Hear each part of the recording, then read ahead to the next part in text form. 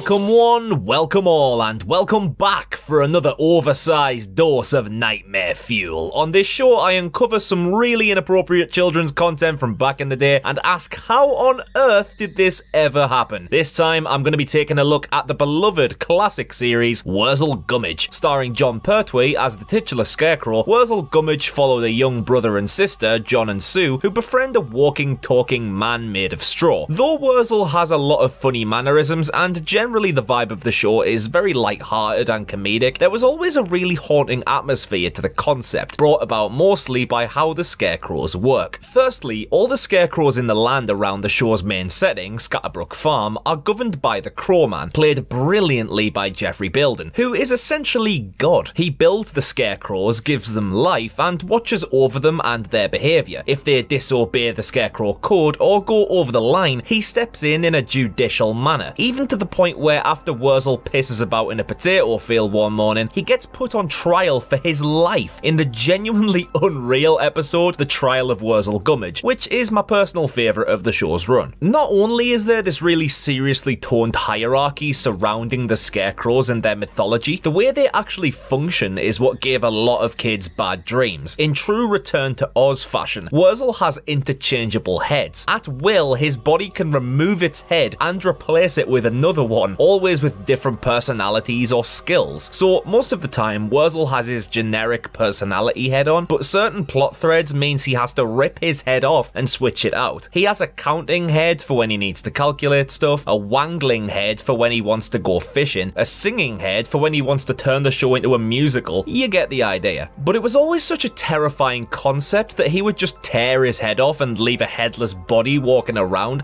Really gets under the skin of a young child easily. But on top of that, the heads themselves are well creepy, full of dust and straw. They look like decomposed heads of people who've had them cut off or something. In the Clint Eastwood film Escape from Alcatraz, the final shot of the film is where the escaped convicts have left replica dummy heads of themselves in their beds, and it just fixes on the fake head of Frank Morris for minutes on end, and it's really unsettling seeing something so lifeless yet so lifelike, to the point where it's so distorting, and I get the same unpleasant feeling looking at Worzel's heads. However, there is one head far scarier than the rest. One head that put the absolute shits up toddler-sized Connor many moons ago and continues even to this day. To find out, we must travel back to 1980. Firstly, episode 7 of series 2, titled Fire Drill. So there's this stuck-up bitch who lives in the village called Mrs. Bloomsbury Barton, who wants to organise a special celebration by burning a Guy Fawkes model, even though it's nowhere near bonfire night. Now, the main catch here is the running theme where Worzel and all scarecrows alike are terrified of fires, especially bonfires, because obviously they're made of straw. The Crowman actually uses it as a threat, like, if you don't get your act together, you little sod, you're gonna burn. After a failed negotiation, the poor man's Mrs. Doubtfire decides that instead of burning a Guy Fawkes, burning a scarecrow would be much more fitting, and it looks like Worzel is the intended target. After screwing on his thinking head, the gang decide to build another scarecrow to sacrifice to the bonfire, but this is really frowned upon. Only the Crowman has the authority to create new scarecrows, but even though up till this point only the Crowman can place life into scarecrows, somehow this scarecrow manages to do this.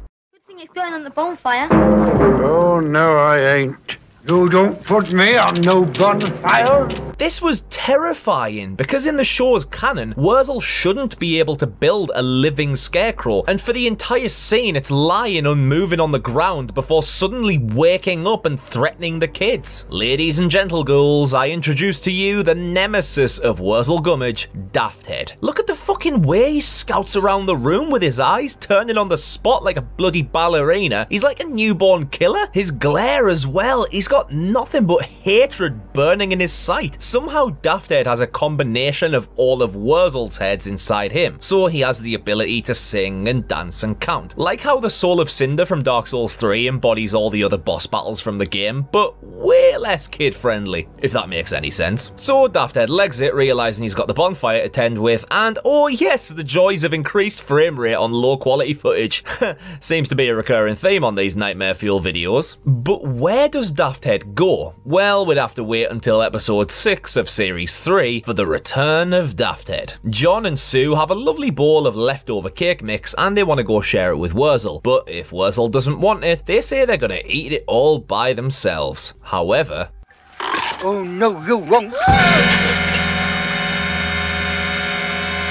Jesus Christ! This is a legit jump scare. Dafthead turns around so fucking quickly with the sound effect of a neck snapping, whiplash-inducing speed, and the camera Tarantino zooms right into his disgustingly haunting face as he threatens the kids. This is the moment right here. This is it. Look at the way he eyes them up as they run for their lives like, oh, yes, kids, it's your turn next. John and Sue leg it back to the barn and warn Worzel that there's another scarecrow on his patch, and the rest of the episode just becomes a revenge mission. Worzel wants his patch back, Dafthead wants to keep it. It's like a game of bloody domination or something. After a chat with the crowman, who's remarkably calm about the whole situation, that somehow one of his scarecrows has the gift of being able to breathe new life into more scarecrows, he basically says, you made him, Worzel, fucking deal with it, pal. So Wurzel's idea of dealing with it comes by trying to kill Dafthead off, by utterly destroying him however he can. So he kidnaps Dafthead, stuffs him in a sack, and fucking launches him over a bridge into an oncoming train. Jesus, this is a kid's show, and Wurzel's just going around throwing living beings into the path of high-velocity steam engines without a care in the world. The problem's all done and dusted, though.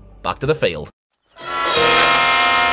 Jesus fuck, Dafthead's immortal! Not only has he survived a train wreck unscathed, he got himself out of the sack like Harry pissing Houdini and managed to get his way back to the field before Worzel wearing the conductor's hat. Jump scare number 2. A kid's brain wouldn't be able to comprehend this. Not only surviving the train, but to be able to get back to the field in a way that almost nothing's happened. Like, did Dafthead have access to the Infinity Stones at this point? He heads off to the farm and tries to get some breakfast, and look at his walk cycle. His twitching head and jagged, unpredictable movement are just super off-putting. Anyway, Worzel and Dafthead becomes an unstoppable force immovable object type scenario. Never thought I'd use that analogy for a kids' TV show about fucking scarecrows, but the ultimate solution comes in the form of a scarecrow duel, where they both must fight it out for victory, and the ownership of Scatterbrook Farm. They do a bloody funeral march into the fight, with black flags and shit, like it's a ceremony. Like,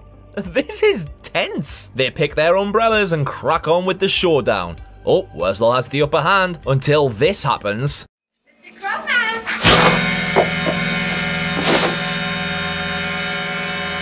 Bloody Nora! We've just seen our beloved main character get decapitated and his headless corpse collapse to the floor. This is a kid's show. What a bloody image that is. Thankfully, Worzel gets his head stuck back on, and without any explanation, Dafthead was never seen or heard from again. But what an experience. This nightmare fuel concoction comes from this combination. Firstly, the lore of Dafthead. He's someone who shouldn't exist, and the reason he does exist is only really speculated, never explained, only adding to his mystery. Secondly, his appearance. Because Worzel and the kids quickly slap him together without being proper scarecrow makers, his head's been badly carved, so he's been left with a crooked mouth and misshapen features. It's just weird. Next is the way he moves. It's so unearthly and it just doesn't quite sit right. But above everything else is the jump scares. Those music stings really hit the spot when it comes to pounding the everlasting fuck out your frighteners. With Dafthead being an undefeatable immortal being as well, where even the one who created him can't destroy him, we are left with an all-powerful creature who knows no limits. He cannot be taken down by anybody's willpower, not even the crowman's, and that's why Dafthead is an enormous dose of nostalgic